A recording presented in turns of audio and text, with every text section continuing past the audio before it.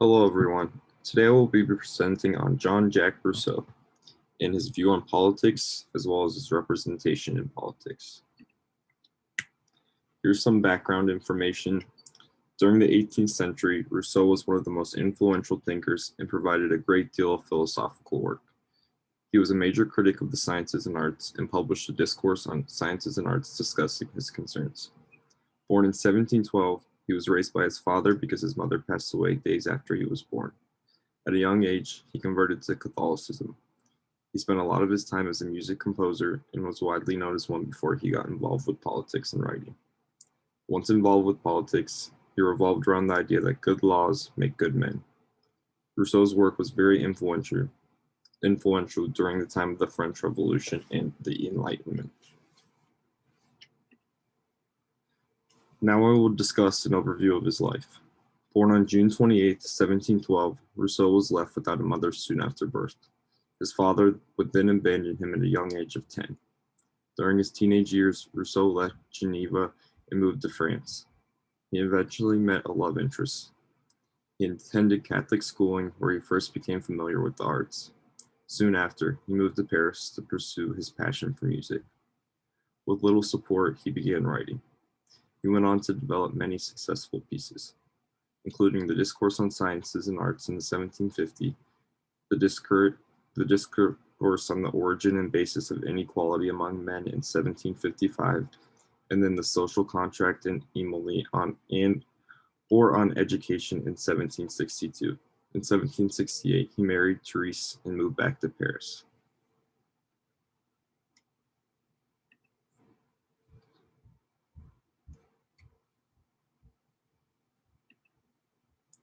I will now discuss a brief overview of his political philosophy. Most of his pieces argue that men are made good and then become bad when they join society. He has this idea that society creates competition, which then results in unhealthy self-love. He wishes there to be a society in which political institutions allow for the coexistence of free and equal citizens, where they themselves are sovereign. His work concludes that scholars are often seeking fame and not progress or positive change. A famous quote by Rousseau reads, quote, "The first man who, have fenced in a piece of land, said, 'This is mine,' and found people naive enough to believe him, that man was the true founder of civil society. From how many crimes, wars, and murders, and how many horrors and misfortunes might not anyone have saved mankind by pulling up the stakes or filling up the ditch and crying to his fellows, 'Beware of the listening to this impostor. You are undone if you once forget that the fruits of the earth belong to us all, and the earth itself to nobody.'" A few of his famous writings include the Discourse on Arts and Sciences in 1750. This piece was widespread and won an Academy Award. His second big piece was the Discourse on Inequality in 1755. Another famous piece was the Social Contract, which he published in 1762. In the Social Contract, he touches on his idea of the general will.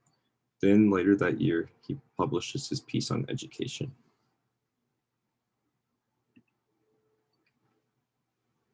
Rousseau touches his opinion of class divisions and how he believed they are created within society.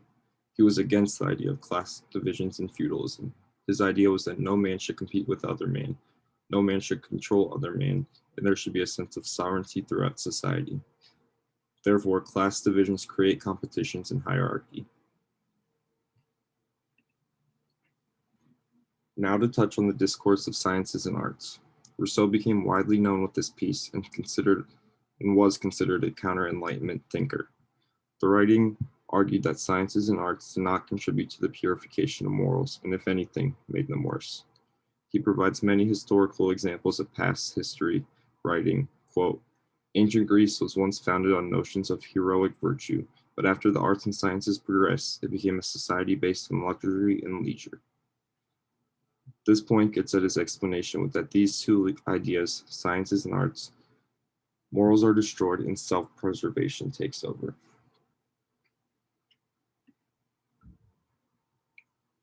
He fails to believe that the sciences provide moral progress or that they can make citizens more virtuous. He discusses how they do make things easier and more pleasurable. However, they do not assist in making society morally better. Like mentioned above, Rousseau believed that those involved in the arts and sciences are seeking praise. This then relates to his point of competition, claiming that those who seek praise will wish to be better than others. This then results in man competing against man. The arts create a society where this is a focus on specialized talent and fails to provide a desire to grow and be morally better. I will now discuss the discourse on the origin of inequality. He starts this piece by imagining man before the start of the universe. He strips man from all attributes that are caused by societal measures. He takes an approach that contrasts Hobbes' view, who says that man is a constant war with others. Rousseau describes man as peaceful and mute, one who focuses on being happy and perfect. He then moves on to discuss how when men meet others, they are corrupted with competition and the need to dominate. He claims that the two characteristics of man are self-preservation and pity. He discusses the invention of property and the division of labor that creates class divisions, which then leads to more inequality. These views are held by Rousseau when the man is in the state. However, he thinks man is uncorrupt within nature. He talks about how it is the responsibility of the government to create laws that would eliminate inequality and benefit the majority of people. If there were no government or state, Rousseau feels confident that man is capable of completing tasks individually. His main focuses throughout this piece are liberty, equality, and fraternity. The social contract was a very influential piece of writing during Rousseau's time. This piece discussed individual freedoms versus the authority of the state. He writes he believes the government should exist to protect citizens. He starts off this piece by writing, quote, "Man is born free, and everywhere he is in chains." This relates back to the view of his state.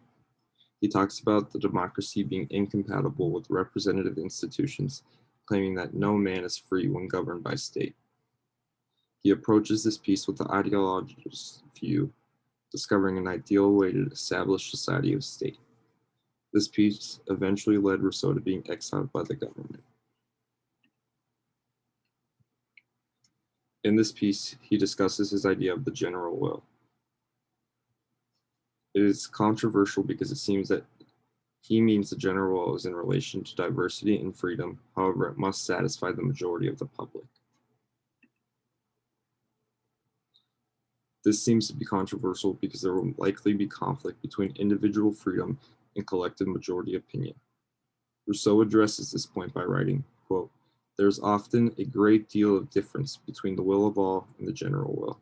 The latter looks only to the common interests. The former considers private interests and is only a sum of private wills. But take away from these same wills with the pluses and minuses that cancel each other out, and the remaining sum of the difference is the general will."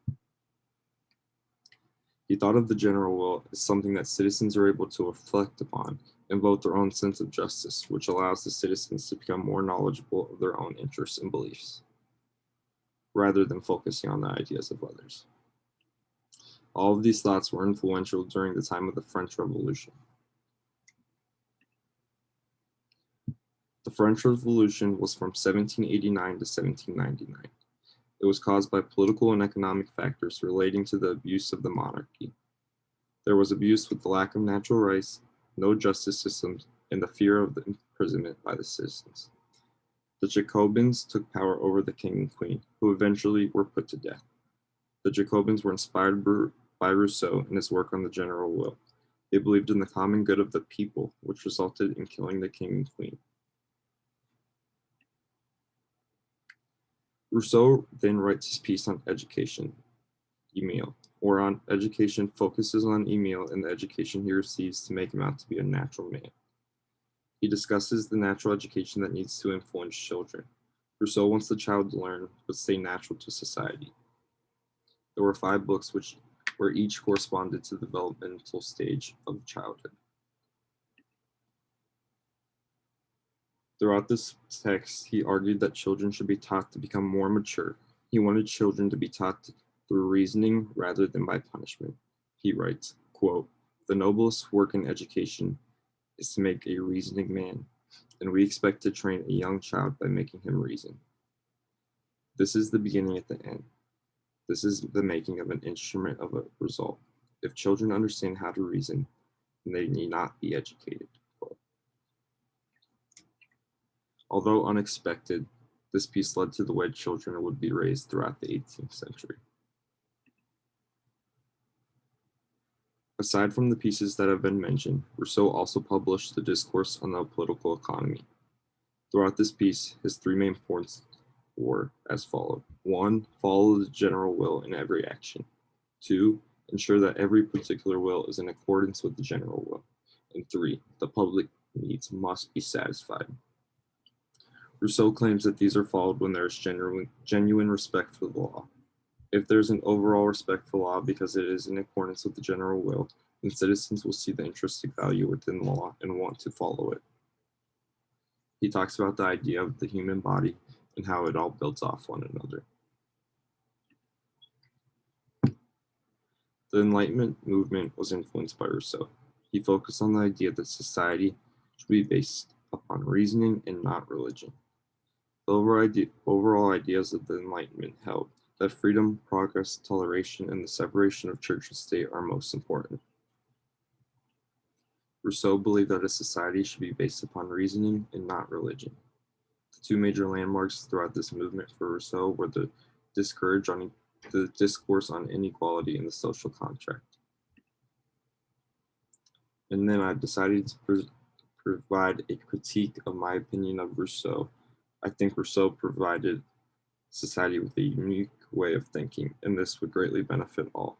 He focused on developing a society where all men are equal and there is no competition.